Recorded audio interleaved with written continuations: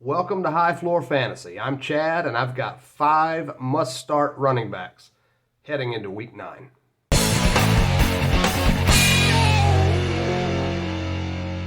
We'll get it started with Ezekiel Elliott from Dallas. He's coming off a down week, only 50 rushing yards and only 4 receptions for 23 yards. That's not the performance you expect from him. This week he's facing a Denver defense that's allowing more than 17 fantasy points to opposing running backs. So that's looking pretty good. Also, Dak Prescott is expected to return. So I'm looking for a rebound week here with Zeke in Dallas. Next up is Melvin Gordon, Denver. He's coming off a big week. 2 touchdowns, one rushing touchdown and 1 receiving touchdown. He's facing Dallas, who's allowing more than 14 fantasy points to opposing running backs.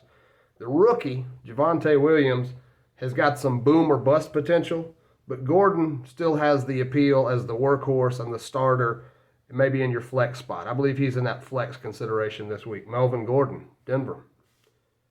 Okay, next up, Cordarrelle Patterson from Atlanta. He's coming off a strong week in what was a bad game overall for Atlanta. He had 1 receiving touchdown, and he's seeing some solid work in that passing game. He is, however, facing a stingy New Orleans defense. They're allowing less than 15 fantasy points per game to opposing running backs. But he looks to have surpassed Mike Davis as the RB1 for the team. As long as that workload is good, I believe he's in that flex consideration as well. That's Cordarrelle Patterson. Darrell Henderson, Los Angeles Rams.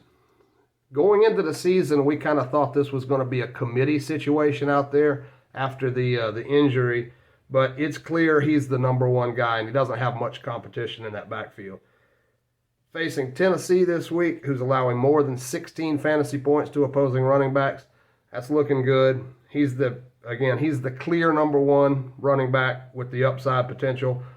You're going to lock him in. Okay, finally, Joe Mixon, Cincinnati. He also had a big week in Week 8.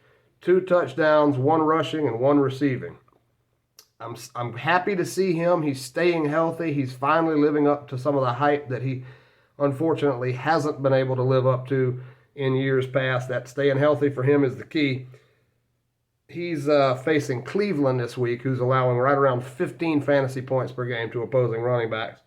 He's seeing some moderate involvement in the passing game. He needs the steady volume, but he's up in the top 10, and you're starting him. That's Joe Mixon. Okay, so that's going to do it. Follow me on the socials. Please consider supporting me on Patreon. Here's what you get if you do that. You get extra audio and video every week, depending on your tier, your level of support. And I'm also uploading the spreadsheets that I've been working very hard on. You can sort, they're ranked. You can sort by floor rating. You can sort by consistency. You can sort by matchups. You can get a really good idea of how a player is going to be shaping up, where he's been and where he's headed. So, very affordable over there. I'd appreciate you giving that a go. Click to subscribe or watch another video. I appreciate you. Thank you.